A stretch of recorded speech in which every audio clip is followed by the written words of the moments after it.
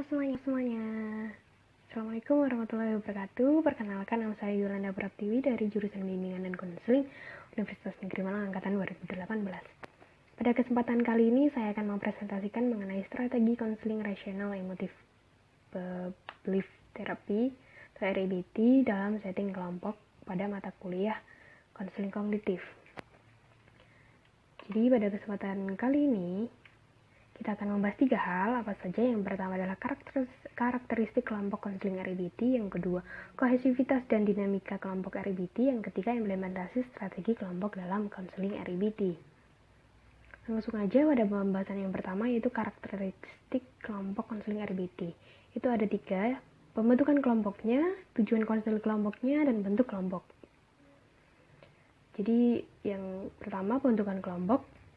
Langkah pertama adalah melakukan pengembangan proposal kegiatan yang akan dilakukan oleh kelompok yang meliputi jenis grup, topik yang akan dibahas, bagaimana keanggotaan yang akan dijadikan anggota kelompok, kemudian budaya seperti apa yang diharapkan dalam kelompok, dan unsur-unsur lainnya yang disesuaikan dengan rencana pelaksanaan dan harapan oleh pemimpin kelompok.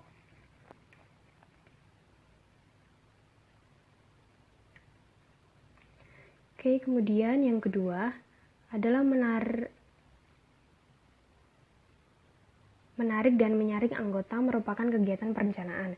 Bagaimana seorang pemimpin kelompok untuk memberikan informasi kepada khalayak dalam bidang bimbingan dan konseling adalah siswa untuk mengikuti kegiatan konseling kelompok. Yang ketiga, pertimbangan praktis dalam pembuatan kelompok yang berisikan mengenai rancangan anggota kelompok, banyaknya anggota, durasi pertemuan dalam kelompok, tempat pelaksanaan, dan kesesuaian tema dengan anggota kelompok. Jadi temanya harus disamakan dulu. Kemudian tujuan konseling kelompok. Tujuan konseling kelompok itu pada umumnya adalah pencegahan dan perbaikan. Kemudian tujuan secara khusus REBT dalam setting konseling kelompok adalah untuk menghilangkan pandangan yang menghalangkan diri sendiri pada kehidupan, untuk mengurangi respon emosional yang tidak sehat, dan untuk memperoleh filosofi yang lebih rasional dan toleran. Tujuan utama yang ingin dicapai adalah agar anggota memahami akar atau dasar penyebab masalah, motivasi, dan perilaku mereka dengan menggunakan pemahaman ini untuk mengatasi gejala dan fungsi mereka saat ini dengan lebih baik dalam unsur intrapersonal dan interpersonal luar dan dalam. Kemudian yang kedua, untuk memahami kesulitan anggota kelompok lain dan menjadi bantuan terapi bagi yang anggota yang lainnya sehingga lebih efektif. Yang ketiga, bertujuan untuk meminimalkan gangguan dasar sehingga selama sisa hidup mereka akan cenderung merasa sehat daripada emosi yang tidak sehat dan membuat lebih sedih. Keempat, pada tahapannya untuk mencapai suatu tujuan yang optimal, tidak hanya perubahan perilaku tetapi juga perubahan filosofis yang diucapkan. Kemudian bentuk kelompok terdiri dari pemimpin kelompok dan anggota kelompok. Komposisi anggota kelompok mulai dari 8 hingga 10 anggota. Kemudian diupayakan pada setiap kelompok untuk memiliki jumlah pria dan wanita yang sama dalam setiap kelompoknya. Kemudian dengan durasi pertemuan selama 1,5 jam atau 90 menit setiap sesinya. Dalam pelaksanaannya, konseling kelompok REBT yang cenderung mendebat, membantah, membujuk, menjelaskan, dan mengajarkan pikiran irasional menjadi pikiran yang rasional atau bisa diterima oleh akal sehat. Kemudian perkembangan kohesivitas dan dinamika kelompok. Ini pembahasan yang kedua. Kohesivitas kelompok dalam konseling REBT adalah keterikatan sesama anggota dalam kelompok untuk dalam rangka mencapai tujuan yang sama, yaitu menghilangkan pikiran irasional dan menggantinya dengan pemikiran yang rasional sehingga konseling dapat hidup dengan bahagia.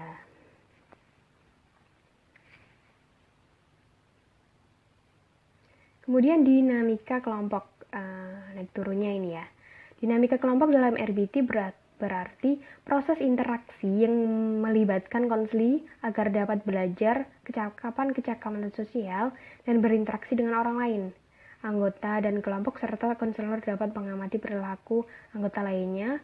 Selanjutnya, memberikan umpan balik atau feedback atas tingkah laku yang dilakukannya. Pembahasan yang ketiga adalah implementasi strategi kelompok dalam REBT. Implementasi ini sesuai dengan tahapan konseling yang ada ya. Jadi kita menggalinya berdasarkan tahapan konseling. Nah, jadi yang tahap pembinaan hubungan dalam hal ini menerapkan sikap dasar penerimaan, membuat suasana hangat, membentuk keakraban, toleran, menciptakan suasana pendukung yang informal, objektif, dan suasana rapport, membuka sesi pertama atau perbincangan awal. Ini meliputi pembinaan hubungan baik antar konseli dan konselor, juga antara anggota kelompok sendiri. Nah, kemudian tahap pengelolaan pemikiran dan pandangan. Itu mengajarkan ABC dalam REBT, antecedent, behavior, dan consequence. Itu dijelaskan kepada anggota kelompok yang ada. Konseli. Kemudian perselisihan aktif dengan keyakinan yang irasional. Anggota kelompok diajari cara memeriksa dan memodifikasi keyakinan mereka yang kaku dan ekstrim tentang diri mereka sendiri, orang lain, dan kondisi kehidupan. Sebagai contoh, seorang anggota dapat berpegang teguh pada keyakinan ekstrim bahwa setiap orang harus berpikir baik tentang harga dirinya akan rusak, tidak dapat diperbaiki. Terapis menunjukkan kepada anggota kelompok bagaimana mendeteksi tuntutan mereka, keyakinan yang mengerikan, dan kepercayaan diri sendiri dan orang lain. Jadi, dan para pemimpin REBT dalam peran aktif dan didaktif mereka fokus pada membantah gagasan individu yang kaku dan ekstrim. Jadi membantah hal tersebut dalam anggotanya. Kemudian teaching coping self-statements atau mengajar mengatasi diri. Anggota kelompok diajari bagaimana kepercayaan yang merusak diri sendiri dapat dilawan dengan pernyataan diri yang masuk akal, rasional, dan mengatasi masalah. Kemudian metode psikoedukasi. REBT dan sebagian besar program terapi perilaku kognitif mengambil pendekatan pendidikan dengan konseli. Terapi mendidik anggota kelompok tentang sifat dan masalah mereka dan bagaimana perawatan akan dilanjutkan. Anggota memperoleh keterampilan dan menggeneralisasi apa yang mereka pelajari dalam kelompok untuk masalah sekarang dan masa depan. Pada akhirnya, pemimpin kelompok mengajar anggota bagaimana menjadi terapis mereka sendiri. Kemudian menerapkan berbagai teknik debate atau dispute. Mereka yang berpartisipasi dalam kelompok REBT diberi tugas pekerjaan rumah kognitif yang terdiri dari cara-cara menerapkan teori ABC untuk banyak masalah dalam kehidupan sehari-hari.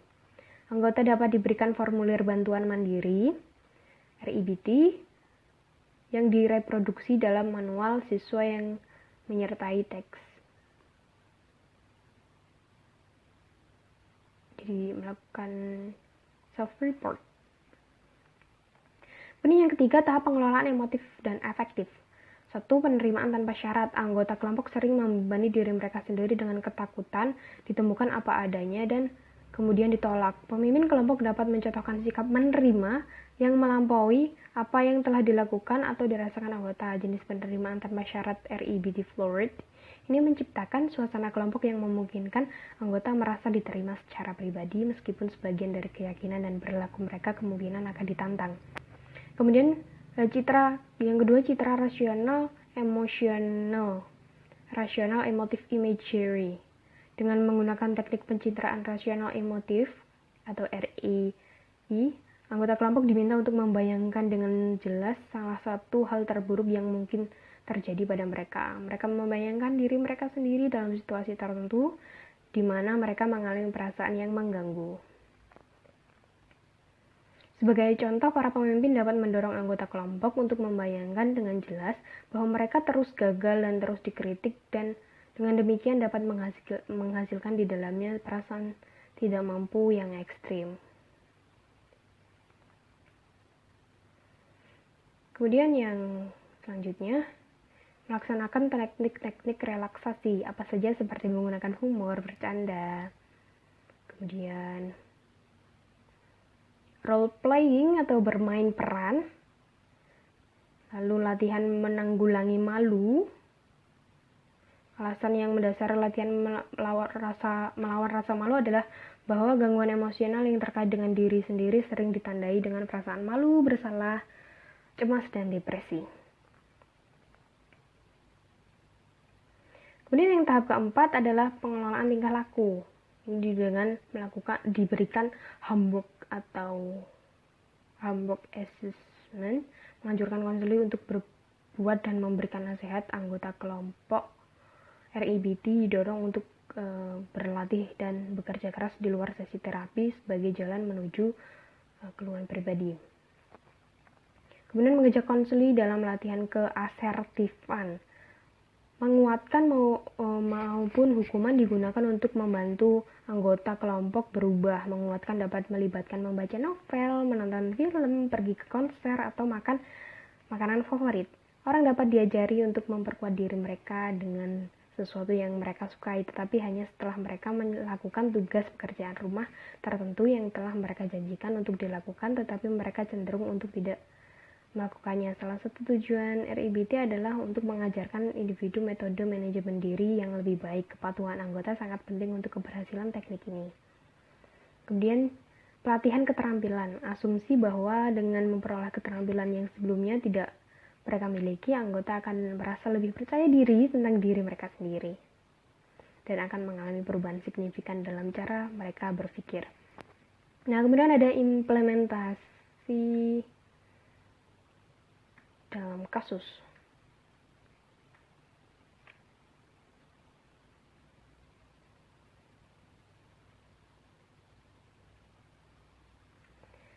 Yaitu activating event. Dosen memaki saya ceroboh karena makalah yang saya buat nomornya tidak urut. Ini yang terjadi. Kemudian beliefnya, yang diyakininya, saya pikir tidak ada gunanya kuliah dan belajar. Nah, karena penyebab tadi itu membuat dia memiliki belief seperti itu. Kemudian konsekuensinya, saya malas untuk pergi ke kampus. Kemudian diputing, dimaki memang hal wajar, apalagi saya tidak teliti. Jadi ini untuk menentang antecedent yang menyebabkan perilaku tidak tepat tersebut atau pikiran tidak rasional. Kemudian efektif new, saya dimaki ceroboh, saya malu, tapi karena saya tidak teliti. Tapi terjadi karena saya tidak teliti. Jadi efektif new itu penggunaan rasional. Dan F or new feeling, saya merasa lega karena menyadari hal tersebut. Itu akan membuat dia menjadi lebih memiliki pemikiran yang lebih baik dan perasaannya juga menjadi lebih baik. Goals-nya, saya akan mengecek ulang dan meneliti sehingga tidak dibilang ceroboh sebelum memberikan tugas ke dosen. Nah, itu tadi sudah sampai di penghujung presentasi. Terima kasih. Sekian, mohon maaf jika ada salah kata. Sekian, wassalamualaikum warahmatullahi wabarakatuh. Sampai jumpa.